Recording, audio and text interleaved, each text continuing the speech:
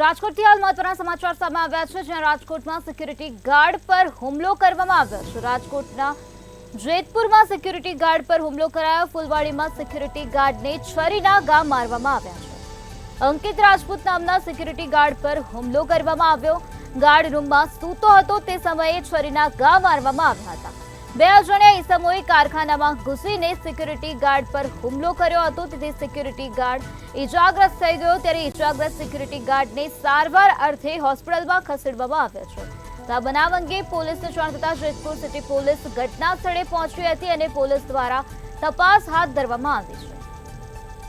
તો રાજકોટના જેતપુરમાં ફુલવાડીમાં security guard પર હુમલો કરવામાં આવ્યો। છરીના ઘા મારીને સિક્યુરિટી ગાર્ડ પર હુમલો કરવામાં આવ્યો। તો અંકિત રાજપૂત નામના સિક્યુરિટી ગાર્ડ પર હુમલો થયો હોવાનું સામે આવ્યું છે। ગાર્ડ રૂમમાં સૂતો હતો તે સમયે સિક્યુરિટી ગાર્ડ પર છરીના ઘા મારવામાં આવ્યા હતા। બે અજાણ્યા ઈસમો દ્વારા આ પ્રકારનું કૃત્ય કરવામાં આવ્યું। બે અજાણ્યા ઈસમોએ કારખાનામાં ઘૂસીને સિક્યુરિટી ગાર્ડ પર હુમલો કર્યો હતો। સિક્યુરિટી ગાર્ડને સારવાર અર્થે હોસ્પિટલમાં લઈ જવામાં આવ્યો છે। હાલ સિક્યુરિટી ગાર્ડ સારવાર અર્થે હોસ્પિટલમાં દાખલ હોવાનું સામે આવ્યું છે। આ બનાવ અંગે પોલીસને જાણ થતાં પોલીસ ઘટના સ્થળે પહોંચી હતી અને પોલીસ દ્વારા આ સમગ્ર મામલામાં વધુ કાર્યવાહી હાથ ધરવામાં આવી રહી છે।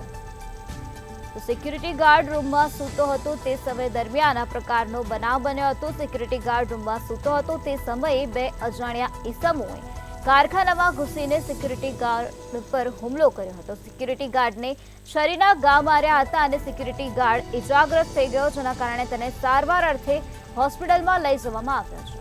આ સમગ્ર મામલામાં હાલ જેતપુર સિટી પોલીસ દ્વારા વધુ કાર્યવાહી હાથ ધરવામાં આવી રહી છે। રાજકોટના જેતપુરના ફુલવાડીનો આ બનાવ સામે આવ્યો છે, જ્યાં સિક્યુરિટી ગાર્ડને છરીના ઘા મારવામાં આવ્યા છે।